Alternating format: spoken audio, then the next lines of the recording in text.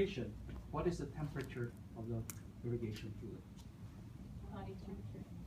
Very good. Okay. Why body temperature?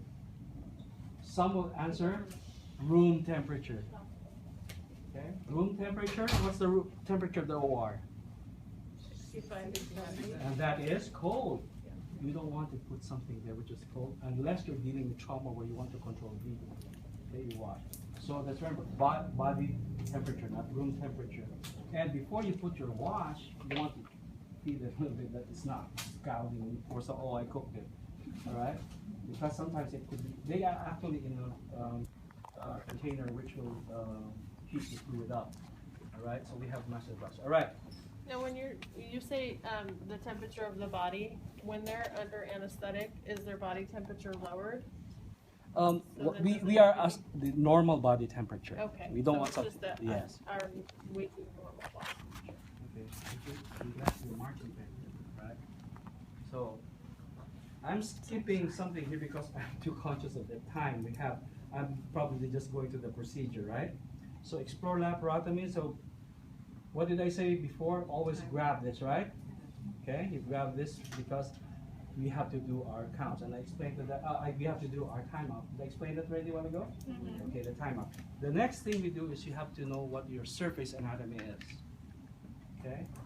Your surface anatomy landmarks for your incisions, and that will actually, you'll have to use that as a basis for your incisions. That's why we do prep. So usually in explore laparotomy, I don't like the description of the book. They say nipple line to mid thigh, right? Nipple line is wrong because what in the book they say is they think that the nipple is here and so that, but that's not correct. That's one thing that I don't like in the 3rd edition. When you say nipple line, the nipple line is where the nipples grow. And actually, if you've seen the animals, this is the nipple line. If you have, some people have multiple nipples, it doesn't grow that way. It goes this way. Okay, so that what the correct term there is mid chest to mid thigh. That's your prep boundaries, and as far to the sides, just above the level of the table. What are landmarks for? If we're doing an explore laparotomy, we have 2 incisions of choice. I'm doing this fast, sorry, but I hope to repeat this. You have either a midline or a paramedian. Anybody know what a paramedian is? The side to the median. Now, what are our landmarks here now? To make an incision. Clavicular. Okay, right. First, I'm a surgeon. What do you call this area there? Your xiphoid, right? So you have to find that there, and then the next is your umbilicus. Okay. Although the umbilicus is not very good because some people have their umbilicus down there or whatever, but that is a landmark, and of course your symphysis pubis. If you are going there for a bleeder, you want to go through the midline incision. Why is it fast? It has fewer layers. We'll talk about layers. And so you want, the problem, it goes in fast, but because it has fewer layers in your repair, this is prone to your hernias later on. If you are not going for a very fast entrance, you can opt to do your muscle splitting technique, which is your paramedian, which we'll talk about next time. So basically, this is how your incision is going to be. Sometimes the surgeon in the Explore Lab, they will probably do an upper midline first, just to open C, and if they see the pathology, they will extend to do the whole thing going down. Remember, we don't cut through the umbilicus. Okay, it's always like this. All right. So we have our landmarks. So what's next is the first assist. Put your head.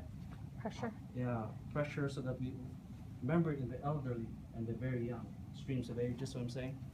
Just like blood loss or fluids, they are very sensitive to that.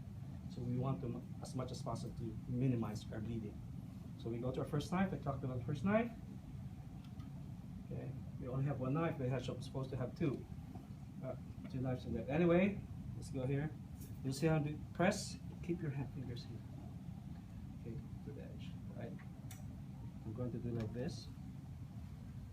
I'm just going to straight.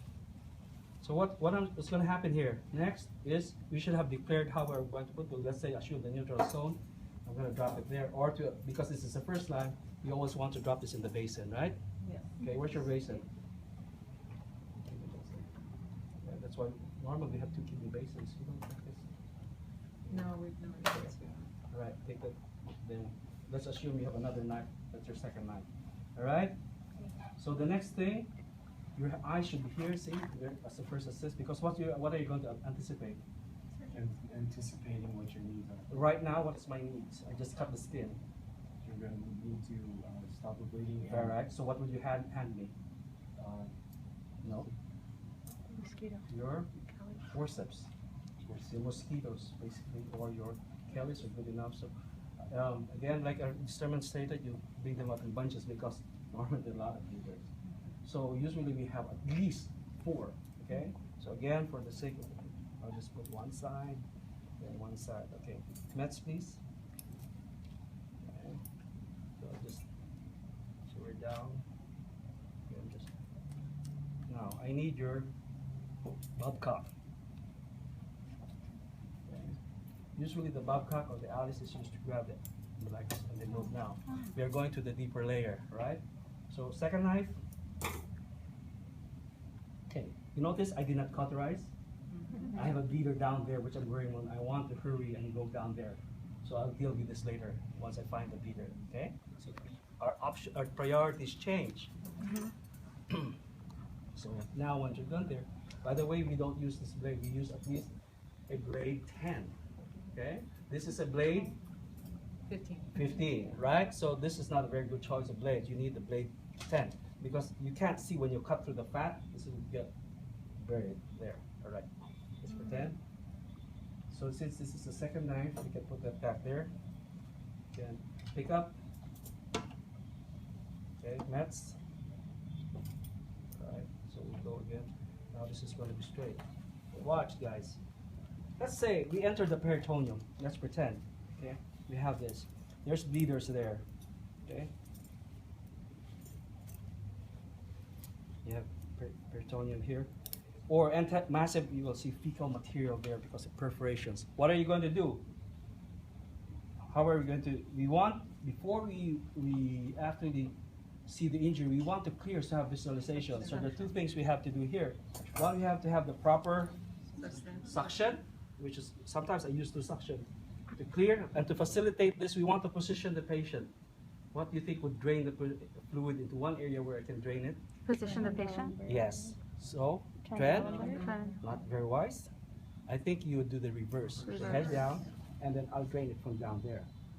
While you remember you have your pull abdominal suction, you want to change that here at this point. So that, because there's a lot of stuff in there, right?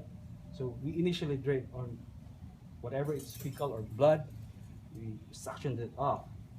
And circulators, if it's blood, the anesthesiologist would want to see how much is in there because he wants to replace that, right? Yes.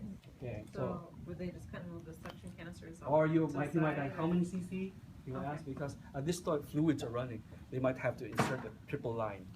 Okay, so we're there suctioning at the same time, just in case. Okay, can we have back the old one? Yes. Just in case, because mostly that's the one we have. All right. He's trying to find his pool, and we have bleeding. Can have a lap sponge, and I'm waiting. I need really to see. So what I do is instead I use this, put in there. If it gets stuck, all I have to do is move. See, you see the point? Just being practical, right? Yeah. Until he gives me the proper tip, but I can't wait. So once we get in there, give me your lap sponges. Give me towels. 2 more towels. Okay, this is going to be dirty. Give me an extra towel so I can just use it right now. Okay, I'll show you guys. Right? See here? And then you anticipate you have to moisten your lap sponge. Okay. You see what I did? Because this is going to be contaminated. So later on, when I close, I don't have to worry about this. I'll just drop this in the kick bucket. Okay? So we squared off again. Yeah. Right? So we're in there. Okay, I saw a towel a while ago. Somebody give me another towel. There's one over there, Miranda, on the sign-in sheet. Yeah. Right. So what we're going to do right now, let's pretend. You remember your anatomy of your intestines? What's the side? What's okay? Usually, let's say this is the intestine. This is your, what do you call this? Your omentum? The omentum is something which is attached to the what? Fascia. This is your mesentery. Remember the blood supply? So what happens is let's pretend this is the intestine. What I'm going to do is bring it out. Okay? You get a lap sponge. What should you do to the lap sponge? Wet it first. Right. Actually, the term there is moisten. Moisten. Because you have to squeeze it out and it should be a little bit warm. Okay? So you give it to me because we're going to wrap it here to prevent it from desiccating. What's desiccating? Drying out these lights because they could easily, and when they're dry, they could easily rip. Right? So we don't want to add additional. So the first thing is we are going to do now, can I just put this back there? We want to run the bowel to find the injuries. Okay? Or pathology. So you're going to hold one end. Okay? Then we run it this way. Okay. Anatomy, we are going to document the injury. If there's a perforation on this side, this is the mesenteric side. This side is the anti-mesenteric side. Okay? So that's how we, and then the surgeon will ask the one who's documenting how far, what part of the bowel. So the way to do it is go this side, go that side, until we run the whole small intestine, then we go to the large intestine. And if there's an injury, this is where your Bob cups come in. Let's say there's a perforation here. I'll go here. There's another perforation here. Yeah, just Alice. Okay. Why don't we use Alice? It is traumatic. You want a traumatic, right? So now, once we have multiple of this, we take note. Now, principles of surgery.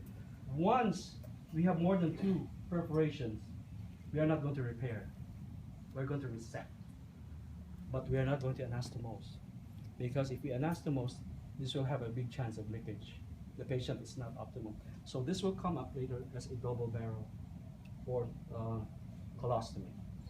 And the patient is stabilized later on, we can anastomose close and droplet. See? So we are moving very fast, identifying. And so usually I have my first run of the bowel, then I go to the other organs. How is my spleen? How's my liver? How's my pancreas? And so forth. If there's something in the retroperitoneal area, I might have even to open that bleed. So the bleeders are dealt with first. Once we have clamped all the bleeders, you have your mosquitoes clamp like that, then we now go back and whatever we didn't cauterize, we cauterize. Okay? At least so now we plan whether we repair, anastomose, or resect. Okay? So after that, let's say we cut this bowel and they're ready for, so we are ready for to exteriorize them. But first, as much as possible, we're going to clean the abdominal cavity of the bacterial load it has. So how effective should the wash be? Okay. As soon as you see that this fluid is clear, it's adequate. You can never, so you will look at the drain. If it has cleared up, it's adequate. But again, the surgeon will ask to place a drain, either a Penrose drain, so you got a 1/2, 1 inch. Okay. Sometimes you ask 2 drains, 3 drains, depending on how much the spillage is. Okay. So once we're done with that, we do the definitive procedure, the repair. After the repair now, let's say we did the repair. I'm going to do my final run. There might be some injuries I missed. Okay. Then we go to the close. Once let's say we put this back in. Okay. Bowel in. We remove the soil. Okay. Here's the bucket. Let's say, we're ready to close. So once I clamp the peritoneum, okay, the peritoneum, this is our first layer to close, right? Okay. If, by the way, again, going back to the counts, remember about the closed cavity? What's the example of a closed cavity? Example 1 is your intestine, right? Your uterus in pregnant women. If we begin our closure by closing an intestine, where should our first closing count be? When closing whatever closed cavity that is, because we don't want to have retained sponges or instruments in that closed cavity. But if there was no closed cavity open, as soon as we close the peritoneum, that's where our first closing count is. Understand? So you know what closing? How many instrument counts do we normally have? 3. What are they? First opening count or the initial count? Yeah. First closing count? And final. And final. Where's the final count? After On the Skin. skin. All right. Now get in our closing count. What do we count? sponges and sharp. Everything, right? For the Oh, first okay. class. Yeah, because okay, if Everything. you only say how will you have to count everything. On final, we just counted for. Yeah, count is the total. You total them, right? 1, 2, 3, 4, 5, 6, 7, the instruments, right? Plus, of course, your